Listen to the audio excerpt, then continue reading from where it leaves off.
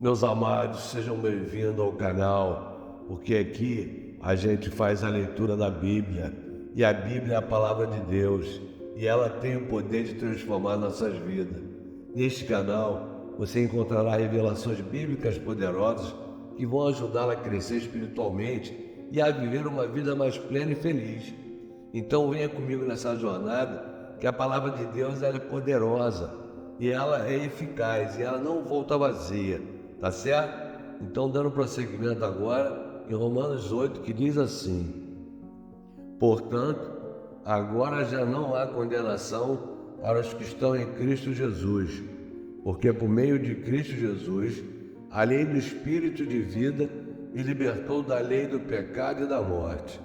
Porque aquilo que a lei for incapaz de fazer por estar enfraquecida pela carne, Deus o fez, enviando seu próprio Filho, à semelhança do homem pecador, como oferta pelo pecado. E assim condenou o pecado na carne, a fim de que as justas exigências da lei fossem plenamente satisfeitas em nós, que não vivemos segundo a carne, mas segundo o Espírito. Quem vive segundo a carne tem a mente voltada para o que a carne deseja, mas quem, de acordo com o Espírito, tem a mente voltada para o que o Espírito deseja. A mentalidade da carne é morte, mas a mentalidade do Espírito é vida e paz. A mentalidade da carne é inimiga de Deus, porque não se submete à lei de Deus, nem pode fazê-lo. Quem é dominado pela carne não pode agradar a Deus. Entretanto, vocês não estão sob o domínio da carne, mas do Espírito. Se de fato o Espírito de Deus habita em vocês, e se alguém não tem o Espírito de Cristo, não pertence a Cristo. Mas se Cristo está em vocês, o corpo está morto por causa do pecado, mas o Espírito está vivo por causa da justiça. E se o Espírito daquele que ressuscitou Jesus dentre os mortos habita em vocês, aquele que ressuscitou a Cristo dentre os mortos também dará vida a seus corpos mortais, por meio do seu Espírito, que habita em vocês. Portanto, irmão, estamos em dívida, não para com a carne, para vivermos sujeito a ela. Pois, se vocês viverem de acordo com a carne, morrerão. Mas, se pelo Espírito fizerem morrer os atos do corpo, viverão.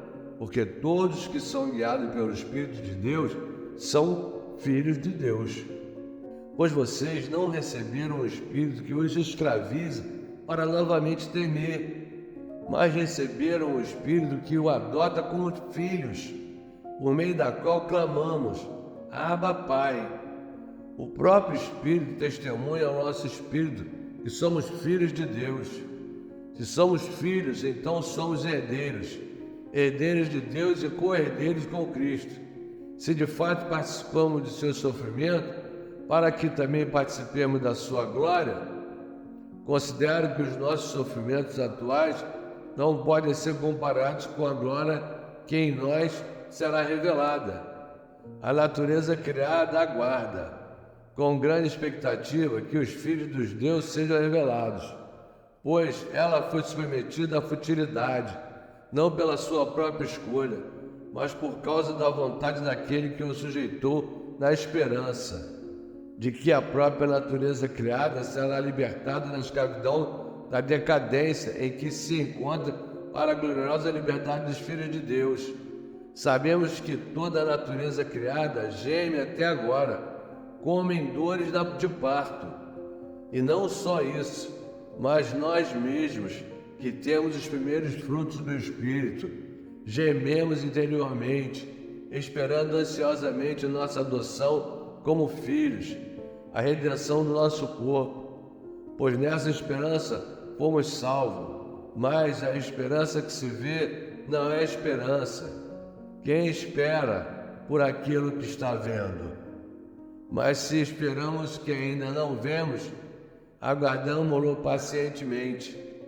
Da mesma forma, o Espírito nos ajuda em nossa fraqueza, pois não sabemos como orar, mas o próprio Espírito intercede por nós com gemidos inexprimíveis. E aquele que sonda os corações conhece a intenção do Espírito, porque o Espírito intercede pelos santos de acordo com a vontade de Deus. Sabemos que Deus age em todas as coisas para o bem daqueles que o amam, dos que foram chamados de acordo com o seu propósito. Pois aquele que de antemão conheceu, também predestinou para serem conforme a imagem de seu Filho, a fim de que ele seja primogênito entre muitos irmãos. E aos que predestinou, também chamou. Aos que chamou, também justificou. Aos que justificou, também glorificou. Que diremos, pois, diante dessas coisas? Se Deus é por nós, quem será contra nós? Aquele que não poupou o seu próprio Filho, mas o entregou por todos nós, como não nos dará juntamente com ele e de graça todas as coisas? Quem fará alguma acusação contra os escolhidos de Deus? É Deus quem os justifica. Quem os condenará? Foi Cristo Jesus que morreu, e mais, que ressuscitou e está à direita de Deus, e também intercede por nós. Quem nos separará do amor de Cristo? Será tribulação ou angústia, ou perseguição, ou fome, ou nudez, ou perigo, ou espada? Como está escrito: por amor de ti enfrentamos a morte todos os dias. Somos considerados como ovelhas destinadas ao matadouro. Mas em todas essas coisas somos mais que vencedores, por meio daquele que nos amou. Pois estou convencido de que nem morte nem vida, nem anjo nem demônio, nem o presente nem o futuro, nem quaisquer poderes, nem altura nem profundidade, nem qualquer outra coisa na criação será capaz de nos separar do amor de Deus que está em Cristo Jesus, nosso Senhor. Que maravilha de palavra, meus amados. Agora eu compartilho com você o devocional de Kenneth Hagin, que diz assim, no dia 15 de março. Passo 1. Declare, porque dizia: se tão somente tocar nas suas vestes, sararei.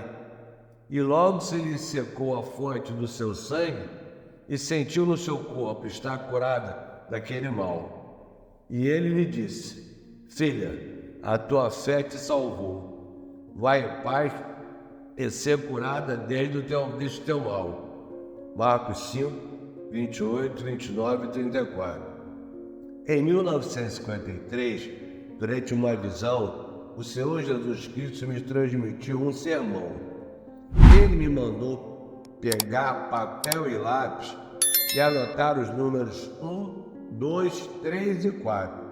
Ele me disse em seguida: se alguém, seja onde for, der esses 4 passos ou colocar em prática esses 4 princípios, sempre receberá de mim ou de Deus Pai tudo o que quiser. Os passos que Jesus ensinou são fáceis. São eles: 1. Declare. 2. Realize. 3. Receba. E 4. Conte. Jesus usou o exemplo da cura da mulher com a hemorragia para ilustrar esses 4 passos. Passo 1. Declare. Qual foi o primeiro passo da mulher em direção à cura? O versículo se inicia com: o que dizia? Ela dizia consigo mesma. Jesus me explicou.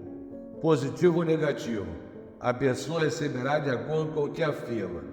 Aquela mulher poderia ter feito uma declaração negativa ao invés de positiva. Ela poderia ter dito: não tem jeito, já sofri durante tanto tempo. Todos os melhores médicos desistiram do meu caso. Eu poderia continuar como estou e morrer. Seria isso que ele teria recebido. Ela, porém, fez uma declaração positiva que se tornou realidade. Aquilo que a mulher declarou era a sua fé falando. Que maravilha, meu Deus, muito obrigado. Deus está compartilhando essa palavra com outras pessoas. E a confissão é a seguinte: recebo o que digo, falo de modo positivo e recebo conforme o que falo. Aquilo que digo é a minha fé falando, e aquilo que digo me torna ação. Ó, meus amados, essa é a palavra de hoje. Eu desejo que, se você estiver gostando, você se inscreva no canal, dê o seu like, compartilhe essa mensagem e faça um comentário. E eu te vejo amanhã, em nome de Jesus.